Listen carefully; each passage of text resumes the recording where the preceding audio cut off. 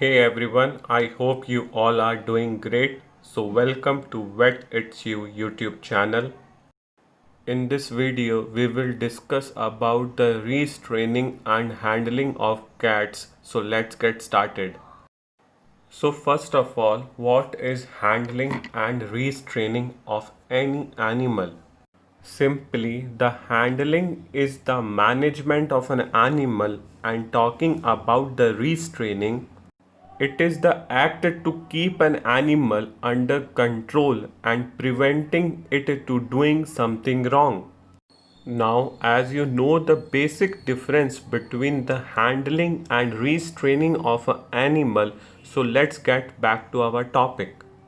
So this topic will be divided into two parts. First of all, we will discuss about the general handling and restraining of cat, and moving on we will discuss about the same under the different conditions that can be faced by the animal.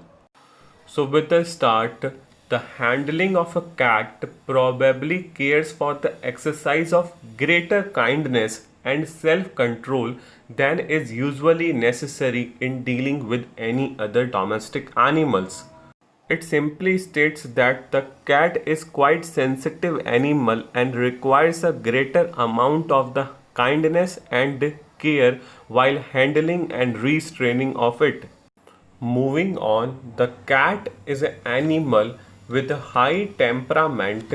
That's why it is most difficult and most exciting patient to treat. Cats are being highly sensible, can show the fierce behavior and high level of irritability just because of the short and high temperament makes them difficult to control while treating.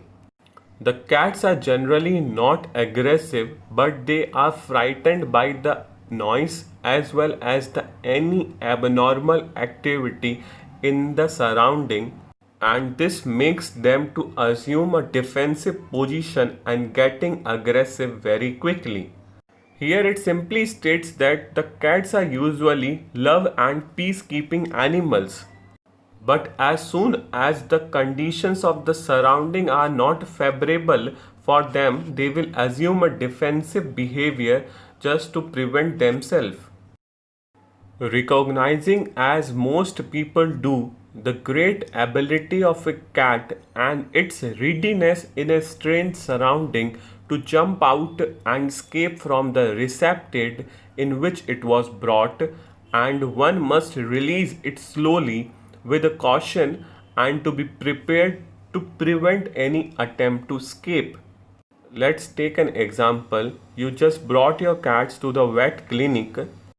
Now the cat will assume that the surrounding conditions are not favorable and soon will move to the defensive behavior. Along with the defensive behavior, they might show the escape behavior also. So they will try to escape from that particular clinic as soon as possible in any ways. Now the owner of the cat will plays an important role in handling. They should allow their cats to escape, and afterwards they should reach them with caution and make them comfortable to the surrounding. Now just because of the trust factor between the owner and the cat will accommodate himself or herself in the particular surrounding. So again, the greater amount of the kindness level along with the patience is required during the handling. Moving on, in a doubtful or a difficult cause, the loose skin at the back of the neck is the safest place to hold the cat. Sometimes the kindness and patience level will not work, and in that particular case, for the handling of the cat, the loose skin present at the back of the neck is the safest place to hold, as well as it will prevent from any scratches or being bitten by the cat.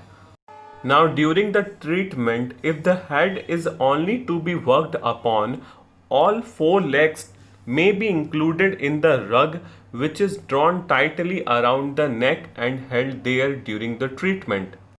So simply during the treatment, if you are working only in the head regions, so you can take the legs of the animal to be included in the carpet or the rug and tightly hold them around the neck during the period of treatment. Now moving on, during the time for the castration in the cat, they may be rolled in a blanket including the head and only leaving the tail and the perineal regions exposed at one end of the bundle. So simply while performing the castration, the cat can be held in a blanket. Leaving a passage for the urogenital area is one of the best possible way to restrain the cat while performing it.